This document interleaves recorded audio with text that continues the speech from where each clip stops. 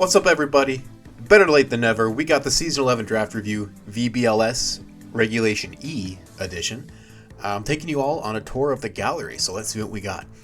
So starting off the draft, we have Sinistcha. First pick, bid 21 picked it up for 21 points, was willing to pay up to 27 for this. I think this mon is just, it's a masterpiece. So, why is this mon good? It's got everything it needs within the honestly pretty small move pool that it has. We have Redirection. Boom, really big one. Successful, consistent Trick Room setter. Another big one. We have, well, one screen, but the other thing that we have on this mon is we have Magicka. This thing is so good. That is like the best, most cracked attack ever. Double Scald, grass type. Get free burns, deal chip damage. Oh, and I also heal at the same time? Why not? That just sounds so much fun. And one awesome thing about Sinistcha is that it's a ghost type. And having a ghost type redirector, I think this is the only one. I'm not sure if its baby form gets Rage Powder or not. But being a ghost type redirector is huge, can't be faked out. Being a ghost type Trick Room setter is huge, can't be faked out. So basically your option is to taunt this thing or kill it in one hit. But it's pretty bulky. And you can always run the Mental Herb, which I feel is probably going to be one of this thing's most common items. It's just so versatile and has so many, well, not so many, but so many effective choices for status moves.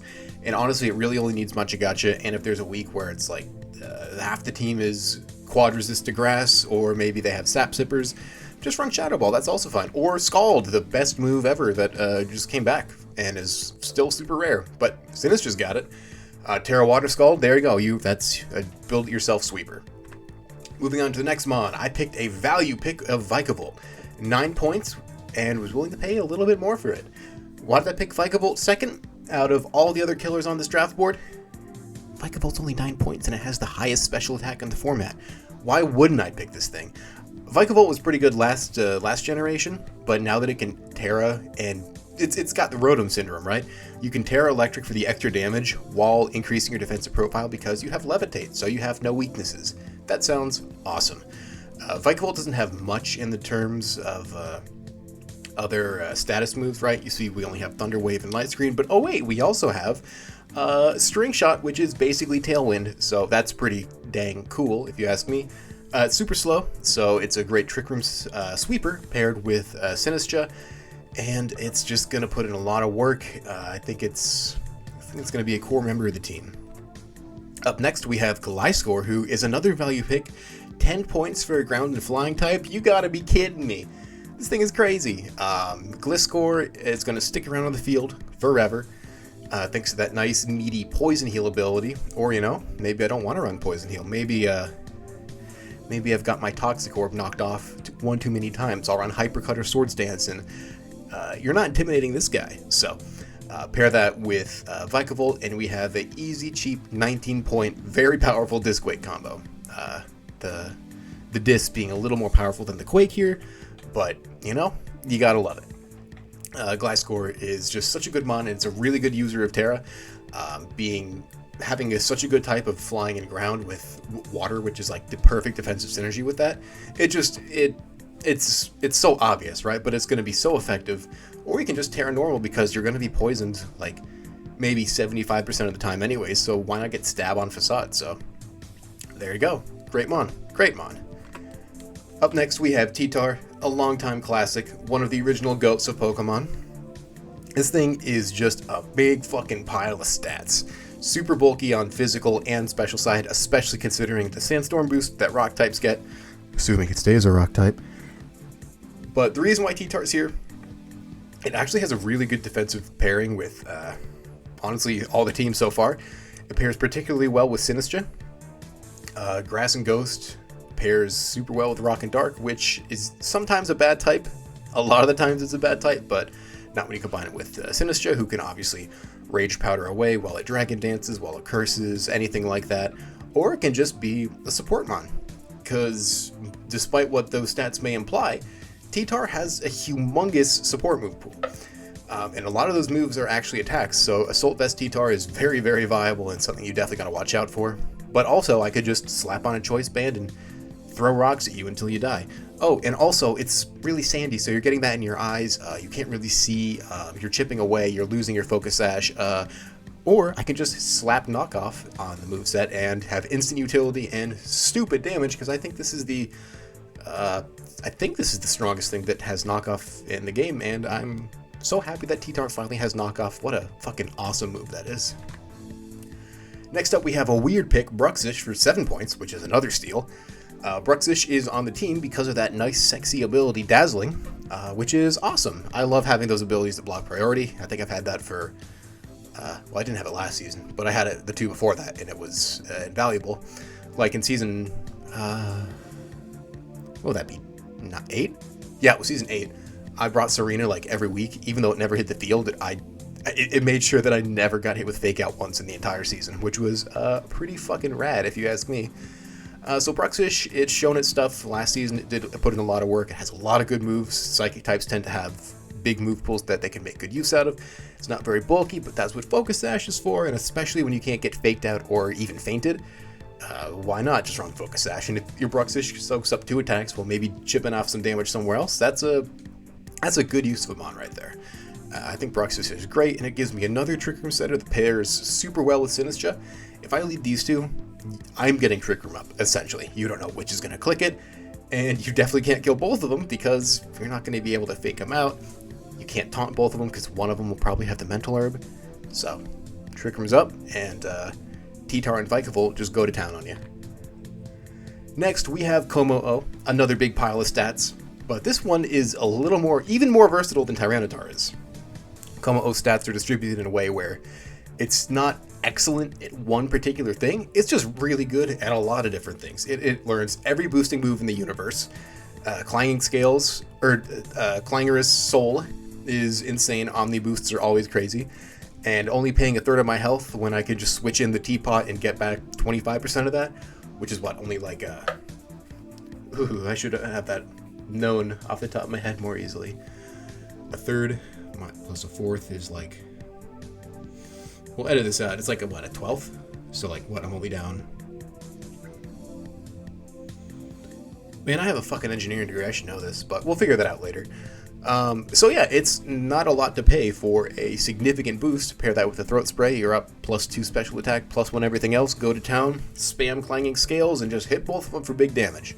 Or I can use Boom Burst, or I can use Belly Drum with other sweeping moves, or I can use Iron Defense, Body Press, oh, so many options. Great user of Terra, because you have 3 abilities that make you immune to very specific things, so you can tailor make your Terra type to fit whatever you need for the current matchup. Next we have Mienfoo, a super steal for 3 points. Paying 3 points for an NFE might sound dumb, but that's before you consider that this NFE is Mienfoo, who's like the best little Mon of all time. It has so many good support moves: Fake Out, Helping Hand, Faint.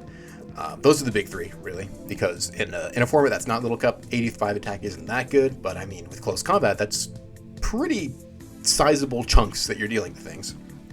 But slap a Focus Sash on it, slap a Violet on it, or if you want to go fucking crazy, put a Choice on him on this little guy. You can switch in, hit him with Fake Out. Assuming you're not choiced, you can then switch out, let Sinistcha come in, while Mienfoo's also healing, so look at that. Look at the synergies we're building on this team.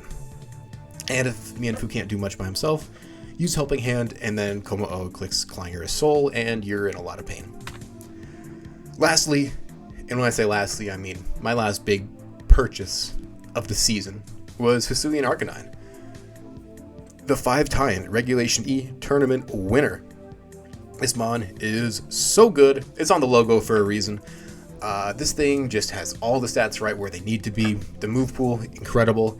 The typing is really good, specifically in a Terra world, because Fire Rock is really good offensively and really bad defensively. So you turn into a Grass Flying type or whatever else you need for the matchup. I know last season Steve had this thing and ran.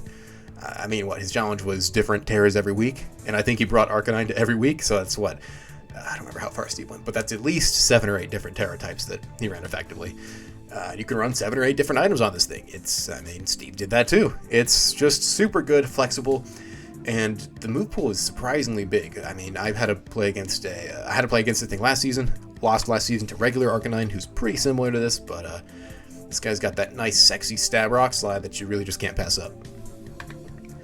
Moving on to my cheapo baby mons, we have another NFB, Meryl, for 2 points. This thing is pretty stinking good.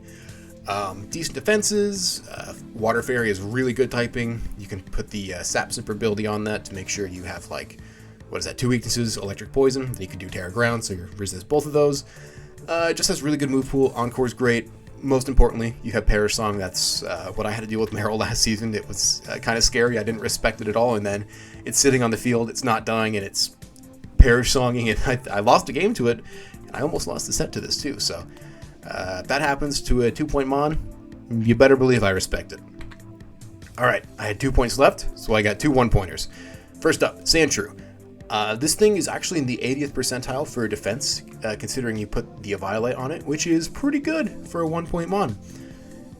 Really, I picked up Sandshrew because it has Sand Rush, and that's my only Sand Rusher on the team with Tyranitar, so for the value, 1 point for 281 effective base stat total, that's pretty good. So, Sandshrew, I see it showing up maybe once, twice. Twice is maybe a bit generous. And lastly, we have Finneon. Another NFE. Man, I had a lot of those, huh? But Finneon's on the team for really one reason. That's kind of 2 different reasons. But one reason, effectively. If you look at the list of Pokemon that have water weaknesses on my team, it's a very long list of very important pieces. Obviously, Sinistcha is really good at helping out with that. Obviously, Bruxish is a resist, but it's not super bulky. So what Finneon does is if there's a matchup where I'm expecting lots of water-type offense, specifically single-type water-type offense, single-target water-type offense, and I need speed control, go to Pokemon Showdown, type in Storm Drain, and then type in Tailwind, and you see Finneon and Lumineon, and I couldn't afford Lumineon, so I picked up the baby, and that's why it's on the team.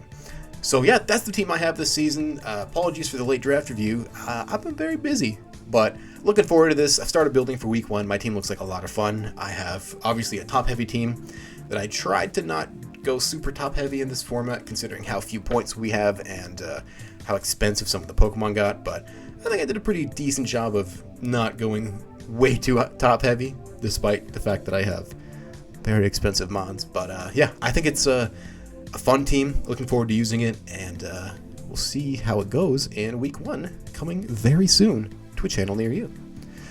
See you in the next one. Love you.